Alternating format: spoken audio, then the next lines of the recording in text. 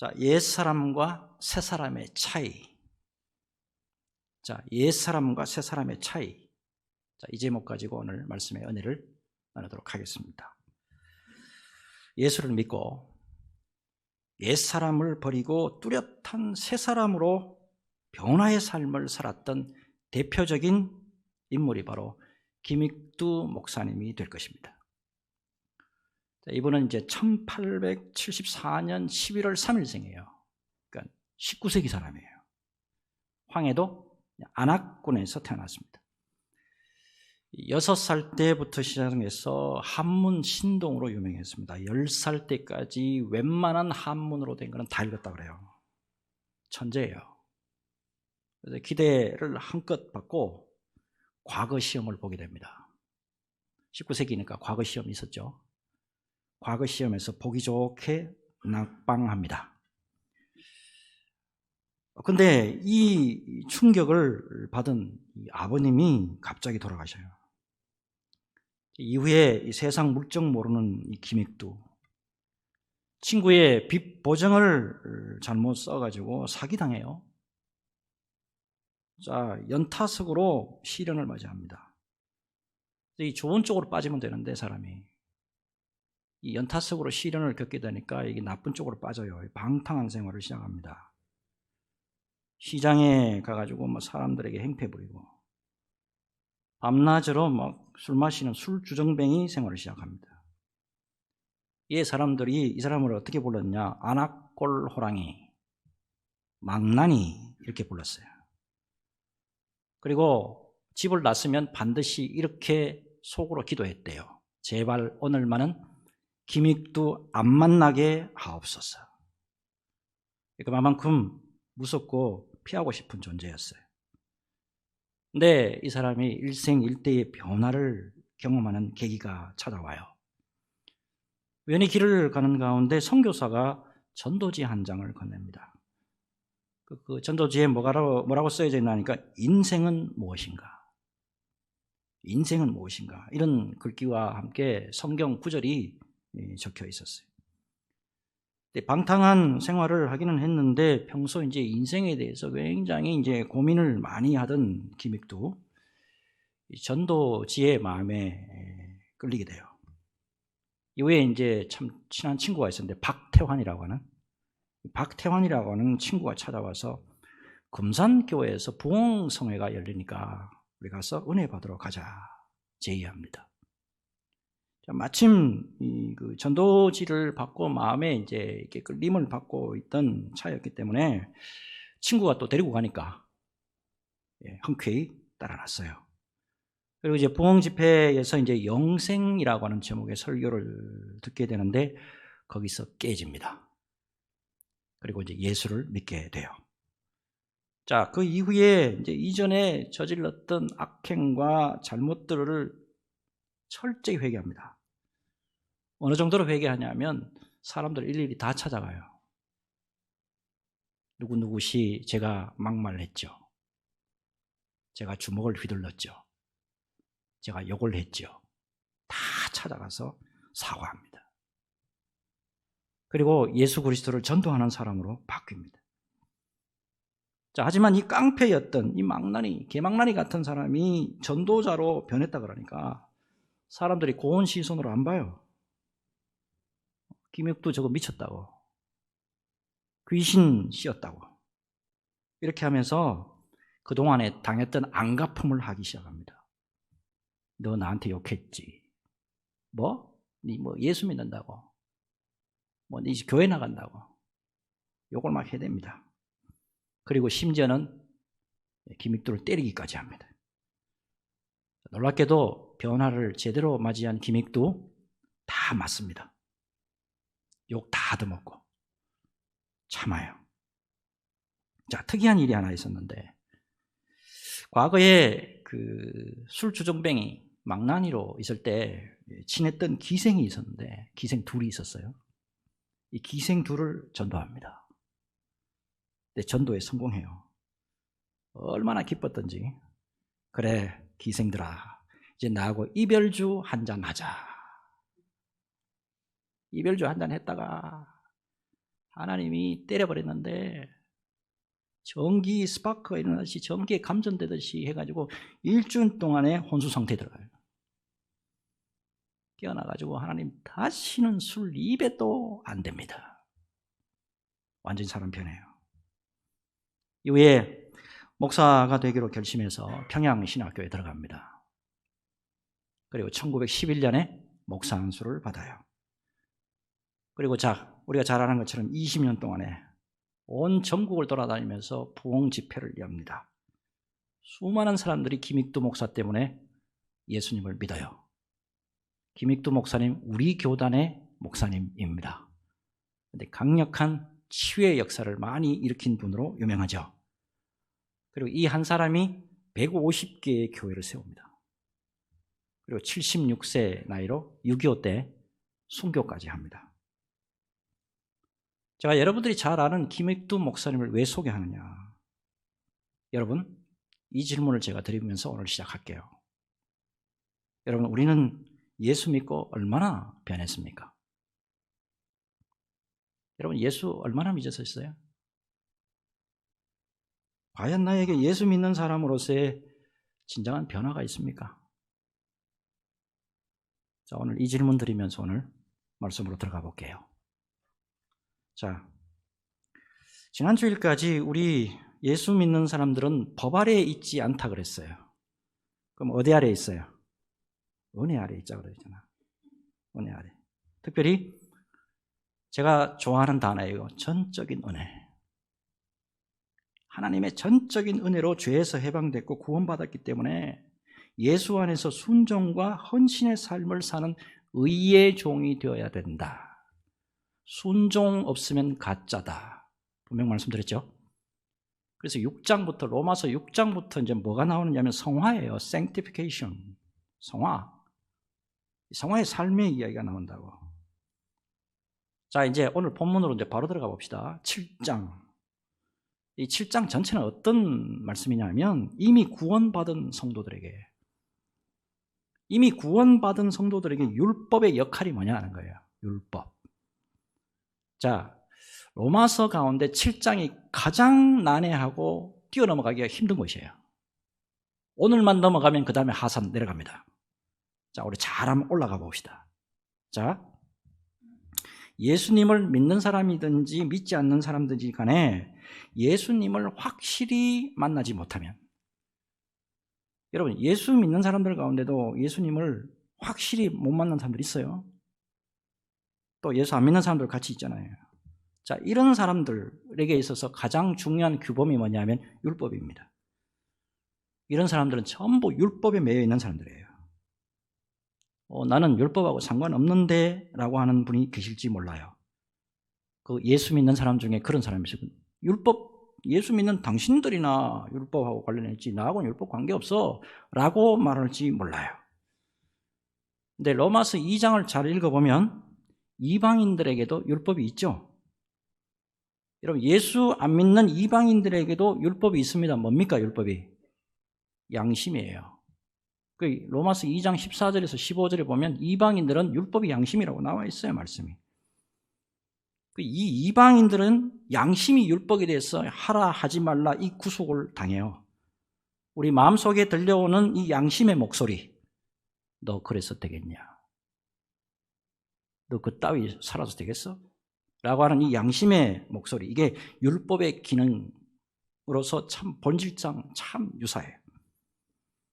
자, 여러분, 율법이 어떻게 구성되어 있습니까? 간단하게 딱 쪼개면 율법, 하라, 하지 말라. 이거 두 개잖아요. 하라, 하지 말라. 근데 재밌는 게 있어요. 하라라고 하면 하지 않아. 하지 말라 그러면 또 해요, 또.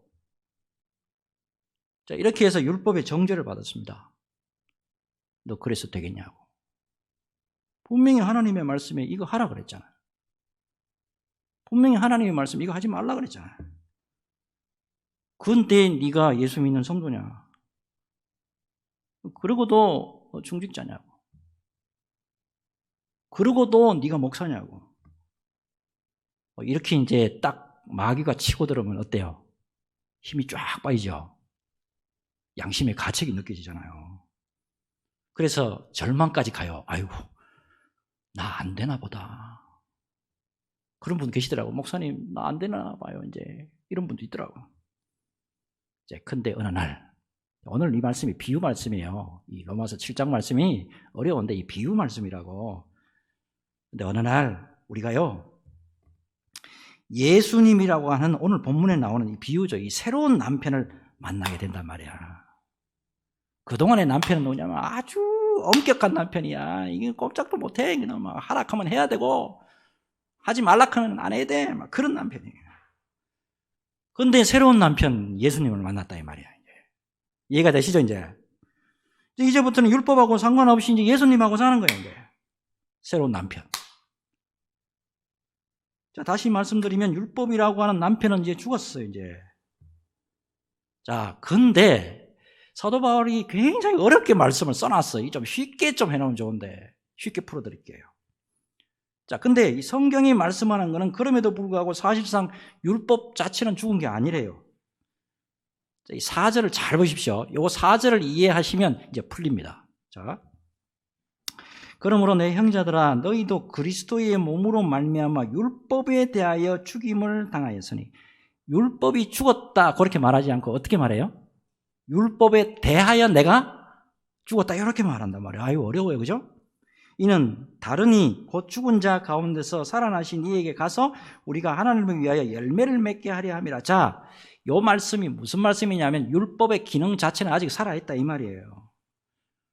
사도 바울이 이 구절을 통해서 말씀하고자 하는 건 이겁니다. 율법을 설명하기 위해 가지고 남편이라고 하는 이 비유적인 표현을 빌려 가지고 남편 죽었어요. 남편 죽었다고 설명을 해요.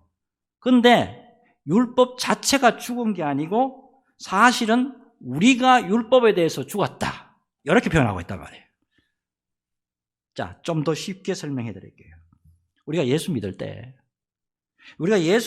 율법과의 관계는 죽음으로 청산돼 버렸어요. 예수님이 십자가의 죽음으로 말미암아 청산돼 버렸어. 자, 대신에 이제 예수라고 하는 새로운 삶의 원리를 가지고 살게 됐다 이 말이야. 더 쉽게 설명할게요. 우리가 예수님을 믿는 순간에 이제는 과거에서 벗어나서 율법에서 해방돼서 새로운 인생 살게 됐다 이 말이에요. 여러분, 예수 믿는 순간에 나는 이미 이제 예전 사람이 아니야요. 나는 옛 사람이 아니라고, 이제 전혀 다른 피조물이라고. 그 말씀 어디 나와요? 고린도후서 5장 17절. 고린도후서 5장 17절 아닙니까? 같이 읽습니다. 같이 읽어볼게요. 시작. 그런즉 누구든지 그리스도 안에 있으면 새로운 피조물이라. 이전 것은 지나갔으니 보라 새 것이 되었도다. 아멘입니까? 자, 그렇다면 율법에 의해서 산다라고 하는 거하고, 그 다음에 예수 그리스도로 말미암아 산다는 거하고, 이거 본질적으로 어떤 차이가 있는 거예요? 여러분, 율법에 의해서 사는 거를 이게 옛사람이에요. 이게 율법에 의해서 사는 사람이 이게 옛사람이고, 예수님으로 말미암아 사는 사람이 바로 새사람이에요. 자, 이제 본론으로 이제 들어갑니다. 자, 그렇다면 옛사람과 새사람은 본질적으로 어떤 차이가 있냐는 거예요. 예? 옛사람과 새사람 차이는 어떤 본질적인 차이가 있느냐? 첫째, 옛사람과는 달리 새사람은 성령으로 살아요. 뭘로 산다고? 성령으로 살아요. 자, 확인해 보는데, 먼저 율법이나 도덕, 양심을 삶의 주인으로 알고 살아가는 사람들의 삶의 동기가 뭐냐? 이게 5절에 나와요. 5절 잘 보세요. 우리가 어디에 있을 때에?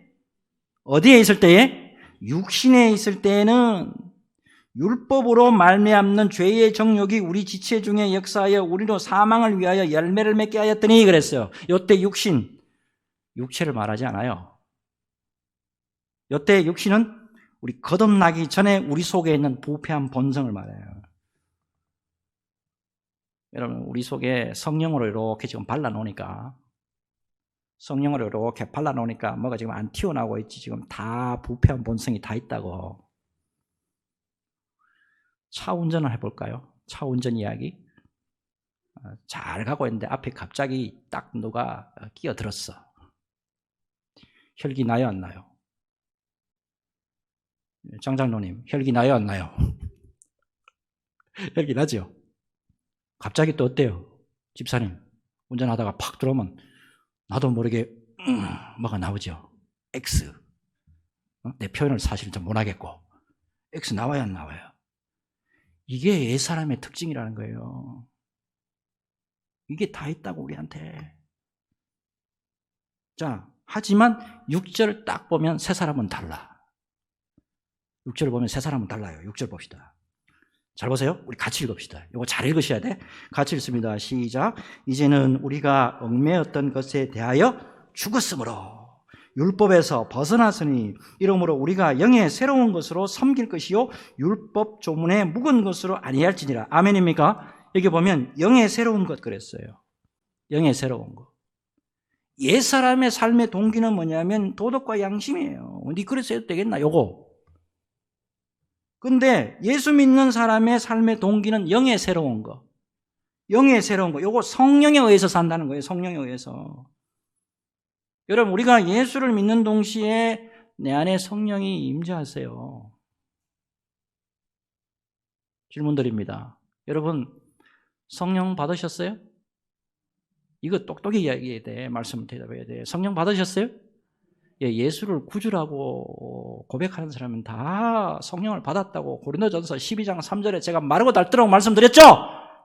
우리 다 예수 믿고 성령 다 받았단 말이야. 자, 그러면 성령이 인도하신 대로 살아야 돼요. 이런 열매가 있어야 된다 이 말입니다. 리더십 연구로 참 유명한 목사님이에요. 이분의 그 리더십 책들이 참 많이 나와 있는데 존 하가이 목사님이에요. 존 E. 하가이. 자, 근데 이 참 훌륭한 목사님인데 이 목사님에게 아들이 하나 태어났는데 뇌성마비 아들이 태어났어요. 자, 뇌성마비도 아주 중증 뇌성마비였어요. 전신을 못 쓰니까 마비가 돼가지고 밥도 지가 못 먹어가지고 호수로 목구멍으로 이렇게 해서 넣어줘야 돼요. 자, 이 목사님의 가정에 참 이런 아이가 태어나니까 또 이게 또 어떤 또 못된 인간은 또 뭐 이걸 또 정죄를 해. 목사 집안에 저런 애가 태어난 거는 죄 때문이다고. 이 참 목사님이 얼마나 마음 아팠겠어. 근데 그럼에도 불구하고 주님만 바라보고 기도하면서 하나님의 말씀대로 애를 키워요. 놀랍게도 이 애도 참 잘 따랐어요. 근데 한순간 슬픔이 옵니다. 그 사랑하는 그 아들이 24살까지 키웠는데 24살까지 키웠는데 얘가 이게 합병증으로 말미암아 이 녀석이 죽어버린 거야. 근데 놀랍게도 이 목사님이 후에 그 직후에 이렇게 고백했어요. 존이 자기 아들 이름이에요. 존은 하나님이 내게 주신 가장 큰 인생의 교훈입니다. 나는 존을 통해서 진정한 사랑이 무엇인지를 깨달았습니다. 나는 내 자식을 잃은 것이 아니라 하나님께 보내드렸습니다. 성령으로 기도하는 가운데 이걸 깨달은 거예요, 목사님이. 여러분, 놀랍게도 성령의 인도하심을 따라서 지금요 어떻게 변하신 줄 알아요? 제3세계에 버려진 아이들을 위해서 오히려 더 큰일을 하고 있습니다. 내 아이 잃어버리고 하나님 이게 뭡니까? 목사들에게 아들 줘가지고 이렇게 쪽팔리게 만들 겁니까? 라고 불평하고 원망하는 게 아니고 오히려 성령의 은혜를 입어가지고 제3세계 아이들 모두를 거두어들이는 하나님의 영광스러운 일을 감당한단 말이야. 그래서 그 속에 있는 성령으로 말미암아 그 속에 있는 상처가 다 치유함을 받았어요. 옛사람에서 벗어나서 예수 그리스도를 믿는 이 새 사람이 되면 성령의 지배를 받아요. 성령의 지배를 받으면 하나님의 영광스러운 일만 골라서 한다고. 우리 성령 다 받았죠? 성령 다 받았죠? 성령 다 받았으면 성령의 지배를 받으셔야 돼요. 성령의 지배를 받으시면서 언제나 주님의 영광 드러내는 우리 수원 소망교회 성도들 다 되시기를 주 예수님의 이름으로 축복합니다. 두 번째, 율법으로 사는 사람, 옛사람이라고 그랬죠. 예수님으로 사는 사람을 새 사람이에요. 어떤 차이가 있어요? 삶의 욕구가 달라요. 삶의 욕구. 자, 먼저 우리가 율법을 주인으로 해서 삶을 살 때 우리 삶에 어떤 욕구가 지배하게 되느냐. 5절 다시 볼게요. 제가 언더라인을 해놨죠. 율법으로 살면 죄의 정욕에 지배를 받아요. 자, 5절 다시 볼게요. 우리가 육신에 있을 때에는 율법으로 말미암는, 뭐로 말미암는? 율법으로 말미암는 죄의 정욕이 우리 지체 중에 역사하여 우리로 사망을 위하여 열매를 맺게 하였더니. 이 말씀 보니까 율법으로 살게 되면 죄의 정욕이 우리 지체 중에서 역사해서 우리를 사망의 열매를 맺게 한대요. 자, 질문 드려볼게요. 율법으로 사는데 율법도 선한 거죠. 오늘 말씀 보니까 그죠? 율법도 선한 거잖아요. 죄를 죄되게 깨닫게 해주는 거잖아요. 하나님 말씀대로 사는 거잖아요. 율법대로 사는데 왜 죄의 정욕으로 말미암아 사망의 열매를 맺는 거예요? 강력한 법으로 살아가잖아요.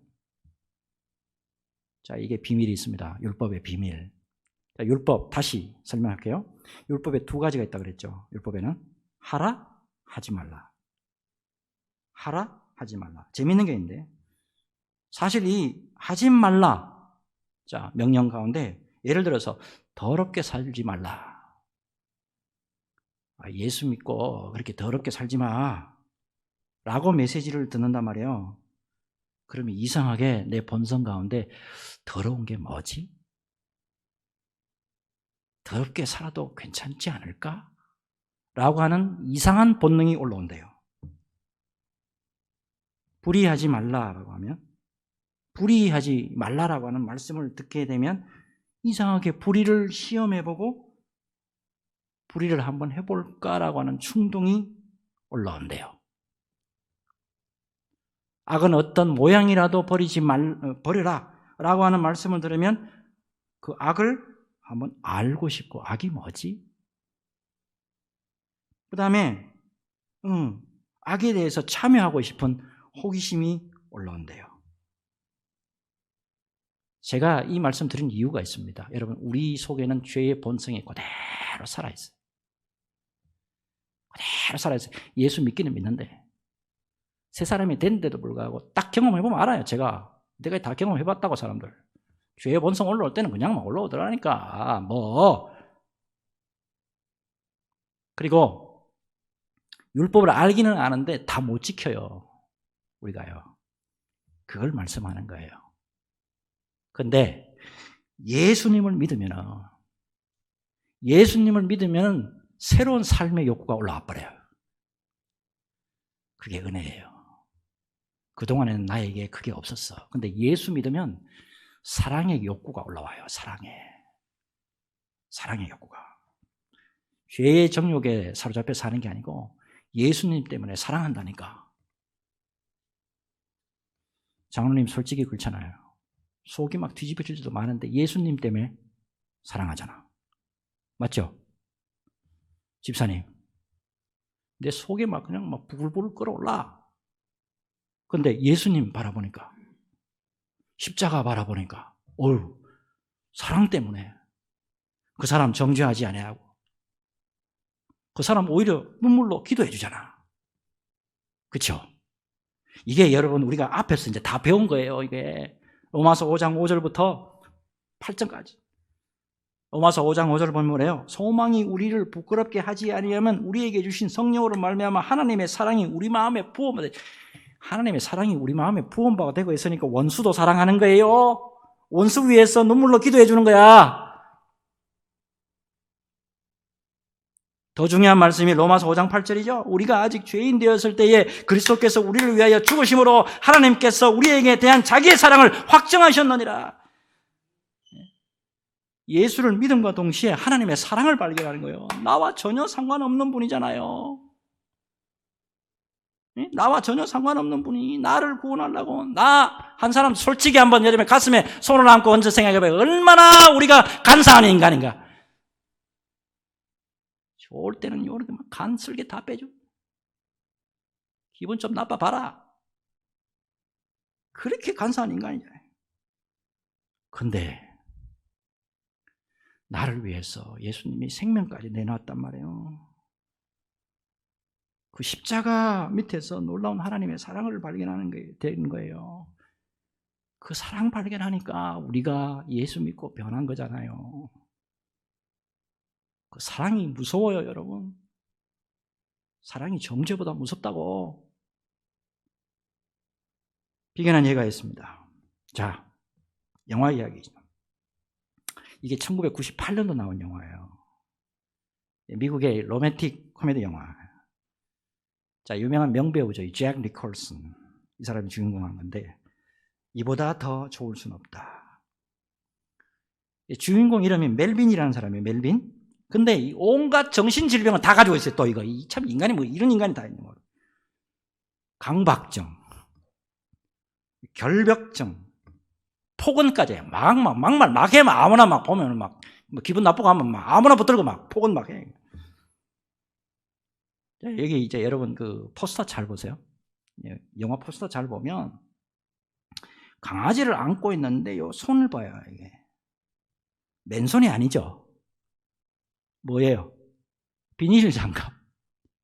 비닐 장갑 끼고 이거 이제 강아지를 만져. 이 결벽증 환자예요. 이제. 여기다가 그러니 이게 뭐 결벽증 환자에다가 강박증에다가 폭언까지 하니 딴 사람들하고 섞이겠어요? 잘 못 섞이겠어요? 잘 못 섞이지. 거기다가 강박증이 있어가지고 식당을 가도 꼭 한 식당만 가. 근데 그 식당에 일하는 캐롤이라고 하는 여자가 있어요. 여자 주인공이에요. 근데 이 여자 주인공이 어떤 사람이냐면 아들이 천식으로 고생하고 있는데 이 애를 치료하려니까 치료비가 너무 많이 들어가지고 너무너무 힘들게 산 그런 여자예요. 근데 이 멜빈이 참 주문을 해도 참 신경질 나게 주문을 해. 그리고 이 강박증 환자가 되는 거 보니까 나이프하고 이렇게 그 포크를 따라주면 그거 안 하고 지가 또 갖고 온 거 그 플라스틱 포크하고 나이프 요거만 요거 쓰고 앉았어. 까탈스럽게 막 굴고 해도 근데 이 여자가 다 받아줘요. 다. 이렇게 이제 여자가 다 받아주고 하니까 이 꼴통인데 이 꼴통 멜빈이 캐롤을 사랑하게 됩니다. 이 캐롤을 사랑하게 되면서 놀랍게 강박증, 결벽증, 폭언증이 치료돼요. 그동안에 고치려고 애를 안 쓰느냐? 고치려고 애 썼다니까요. 전혀 안 됐어요. 전문기관까지 갔는데 안 됐어요. 근데 이 여자 만나가지고 사랑하면서 고침을 받아요. 제가 이 영화 딱 보는데 아주 유명한 말이 생각이 나더라고요. 사랑의 힘은 의지의 힘보다 위대하다. 사랑의 힘은 의지의 힘보다 위대하다. 사랑 때문에. 사도 바울이 지금 이야기하려고 하는 게 이거예요. 사랑 때문에. 자, 그림 하나 봅시다. 사도 바울에게는 엄청난 그 육체적 가시가 있었죠. 안질이라고 하고 뭐 간질이라고 하는데 예를 들어서 간질이라고 봅시다. 제가 이렇게 설교하다가 장로님 제가 막 이렇게 설교하다가 거품 팍 물고 간질로 막 이렇게 발작해봐. 권사님 은혜 되겠어요? 안 되겠어요? 집사님 은혜 돼요? 안 돼요? 은혜 안 됐습니다니까. 거기다가 목숨까지 내놓고 이 사람 요거 지금 그림이 어떤 그림이냐면 요 위에 목을 올려놓고요. 목 자르는 거예요. 지금 장면이. 참수 장면이에요. 사도 바울. 목이 어디 있을까요? 이렇게 순교했다고. 이렇게 끔찍하게 순교까지 하는데 복음을 전하려고 최선을 다해요. 왜 그러죠? 예수님 사랑하는 것 때문에 그래요. 이 사랑이 이렇게 무섭다니까요. 고린도후서 5장 14절. 고린도후서 5장 14절에 보면 이렇게 고백해요. 그리스도의 사랑이 우리를 강권하시는도다. 그리스도의 사랑이 우리를 강권하시는도다. 예수 안에, 특별히 예수의 사랑 안에 우리가 살고 있단 말이에요. 여러분, 사랑하면 변해요. 사랑 다 받으셨잖아. 놀라운 사랑을 받으셨잖아요. 우리 예수님의 사랑 아니면 오늘 어떻게 목사가 되고, 어떻게 장로님이 되고, 어떻게 안수 집사님이 되고, 어떻게 권사님이 되고, 어떻게 집사님이 되고, 어떻게 성도님이 돼요? 예수님 사랑 때문에 그렇잖아요.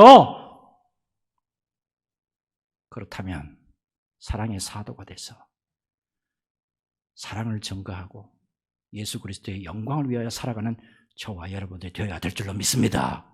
이 믿음으로 승리하는 저와 여러분 되시기를 예수님의 이름으로 축복합니다. 마지막, 예수 그리스도로 말미암아 사는 거 새 사람이고, 율법으로 말미암아 사는 거 옛 사람이에요. 둘 사이에 확연한 차이가 또 하나 있어요. 그게 뭐냐면 생명의 열매를 맺으면서 살아요. 생명의 열매를 맺으면서 산다고. 우리 7장 5절에 우리가 육신에 있을 때는 우리가 지배하는 게 뭐라 그랬어요? 7장 5절에 육신에 있을 때 우리를 지배하고 있는 게 뭐라 그랬어요? 죄의 정욕이라고요. 죄의 정욕. 죄의 정욕에 들어가면 무슨 열매를 맺어요? 사망의 열매. 자, 근데 이제는 우리가 달라요. 예수 안에 있기 때문에. 7장 4절 다시 볼게요. 보세요. 그러므로 내 형제들아 너희도 그리스도의 몸으로 말미암아 율법에 대하여 죽임을 당하였으니 이는 다른 이 곧 죽은 자 가운데서 살아나신 이에게 가서 우리가 하나님을 위하여 열매를 맺게 하려 함이라. 아멘입니까? 사망의 열매가 아니에요. 이제는 하나님을 위한 열매, 생명의 열매를 맺는단 말입니다. 근데 이 생명의 열매를 다른 말로 성령의 열매라 그래요. 성령의 열매. 갈라디아서 5장을 딱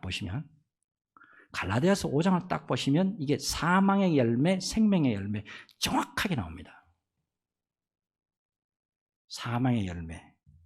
갈라디아서 5장 19절에서 21절 같이 읽습니다. 갈라디아서 5장 19절에서 21절 같이 읽습니다. 시작. 육체의 일은 분명하니 곧 음행과 더러운 것과 호색과 우상 숭배와 주술과 원수 맺는 것과 분쟁과 시기와 분냄과 당 짓는 것과 분열함과 이단과 투기와 술 취함과 방탕함과 또 그와 같은 것들이라. 전에 너희에게 경계한 것 같이 경계하노니 이런 일을 하는 자들은 하나님의 나라를 유업으로 받지 못할 것이요. 사망의 열매. 그러면 그 다음에 성령의 열매 나와요. 자, 같이 읽습니다. 성령의 열매 시작. 오직 성령의 열매는 사랑과 희락과 화평과 오래 참음과 자비와 양성과 충성과 온유와 절제니 이 같은 것을 금지할 법이 없느니라. 아멘입니까? 여러분, 사도행전 19장 2절. 사도행전 19장 2절 보면 너희가 믿을 때에 성령을 받았느냐 그랬어요. 너희가 믿을 때에 성령을 받았느냐? 예수 믿을 때 성령 받았어요. 질문 드립니다. 성령의 열매를 어떻게 맺고 계십니까? 말씀 띄워보세요. 5장 22절. 사랑. 과연 우리는 위로는 하나님을 사랑하고 아래는 내 이웃을 내 몸과 같이 사랑합니까? 정말 사랑해요? 희락. 주 안에서 정말 기뻐요? 교회에 오시면서 밝은 얼굴로 오세요? 우거지상으로 해서 오세요? 화평. 모든 사람과 화평합니까? 겉으로만 화평하는 척하고 속에는 이 갈고 있지 않아요, 혹시? 오래 참음. 오래 참을 수 있습니까? 기분 좀 나쁘고 자존심 딱 걸리면 어때요? 자비. 다른 사람에게 인자하고 관대합니까? 이거는 또 잘하시더라고. 다른 사람에게 인자하고 관대한 건 잘해. 내하고 원수 맺은 사람하고는 이게 안 돼, 이게. 사과도 할 줄 몰라. 양선, 선한 양심이죠. 충성, 온유, 절제, 이 어른 언어가 있나 이 말이에요. 여러분, 무엇보다도 하나님이 살아계신다는 거. 여러분, 하나님이 살아계시면 반드시 여러분이나 저나 저도 똑같아요. 하나님이 살아계시면 저와 여러분을 반드시 열매 맺어야 돼요. 하나님이 살아계시다는 증거를 보여줄게요. 지난 주일에 과테말라 쓰레기 마을에서 사역하던 중에 폐가 굳어가는 병으로 이식수술 기다리던 이종호 선교사님 제가 말씀드렸죠. 3월 31일 날 폐 공여자가 나타나긴 나타났는데 폐가 공수돼서 왔어요. 근데 이놈의 폐가 건강한 게 아니에요. 폐렴에 걸린 폐라서 이식수술 못했어요. 급기야 그 이후에 갑자기 더 몸이 안 좋아가지고 의식이 없는 상태, 그냥 잠을 재울 수밖에 없어요. 너무 고통스러웠어요. 기계라는 기계를 다 꽂아가지고. 특별히 중환자실에 입원하고 있는데, 요즘에는 이 중환자실에 사람이 많이 밀려가지고 맥시멈이 3주래요, 3주. 어제 토요일까지가 3주예요. 3주까지, 토요일까지 폐 공여자가 안 나타나거나 더 이상 호전이 없으면 기계 뽑습니다. 야, 환장하겠더라고요. 이분 1960년생입니다. 저하고 같이 대학교 동기예요. 이분이 제가 신학대학교 다닐 때 정원이 90명이었어요. 이분이 나이가 제일 많았어요. 당서열 1위 이종호 선교사. 그 다음에 당서열 2위가 있었는데 63년생이에요. 저 바로 위에 형님이에요. 그분이 있었고, 제가 당서열 3위 30살이었어요. 이분하고 친했습니다. 그래서 이분 소식을 이번에 좀 알림 창구 역할을 제가 좀 했어요. 신학 동기 목사님들한테 다 카톡 방을 열어가지고 거기다가 다 연락하고 기도하고 좀 도와달라고 제 역할을 좀 했어요. 정말이지 기적이 아니면 아무것도 할 수 없는, 새벽에 나오는 우리 몇몇 분들하고 그리고 교육자분들하고 기도해달라고 했어요. 그냥 기도만 했어요. 사실 금요일까지 아침까지 선교사님 사모님하고 통화하면서 준비해야 되겠어요, 목사님, 그러더라고요. 그래서 미국에 있는 제 동기 목사들하고 연락해가지고, 저보다 나이들 다 어리니까, 야, 준비해야 되겠다, 야. 예, 알겠습니다, 형님, 그러더라. 근데 하나님이 살아계셨어요. 금요일 날 오후에 폐 공여자가 기적적으로 나타났어요. 이종호 선교사님, 이 폐는요, 이게 이식할 때 크기가 또 이렇게 차이가 나면 안 된대. 근데 이종호 선교사님 그 폐하고 사이즈가 거의 비슷하게, 그것도 건강한 폐가 2개 나타났어요. 그래, 그 다음 오후에, 금요일 날 4시 40분부터 시작해가지고, 그 다음 토요일 날 새벽 2시까지 수술 들어갔어요. 금요 철야 때 제가 말씀 다 안 드린 이유가 있어요. 너무 위험한 수술이에요. 잘못하면 수술하다가 죽을 수가 있어요. 또 지금도 그럴 수가 있는데, 감사하게 이종원 선교사님 버텨주셨어요. 하나님이 버티게 해주셨어요. 놀랍게도 수술 성공적으로 마쳤어요. 그리고 회복에 들어갔다고. 하나님이 살아계시더라고. 이번에 하나님이 살아계시다는 거 제대로 제가 경험했어요. 코로나도 겪고 죽을 뻔했거든. 근데 이번에 하나님이 살아계신다는 걸 제가 제대로 경험했어요. 제가 왜 이 말씀 드렸냐? 하나님이 살아계시는데 살아계시는 하나님 앞에 성령의 아름다운 열매를 맺어야 된다 이 말입니다. 마태복음 7장 20절. 마태복음 7장 20절 보면 열매로 그들을 알리라. 열매로 그들을 알리라. 주의 종 목사로서 생명 걸고 한마디 말씀드립니다. 주의 종 목사로서 생명 걸고 한마디 말씀드릴게요. 열매 없는 신앙요. 열매 없는 신앙, 죽은 신앙입니다. 열매 없는 신앙, 죽은 신앙입니다. 열매 없는 신앙, 죽은 신앙입니다. 주님이 기뻐하시는 열매 많이 맺어서 주님의 기쁨이고 주님의 면류관이 되는 우리 수원 소망교회 성도들 다 되시기를 주 예수님의 이름으로 축복합니다. 우리 같이 기도할게요. 우리 통성으로 기도합니다, 여러분. 여러분,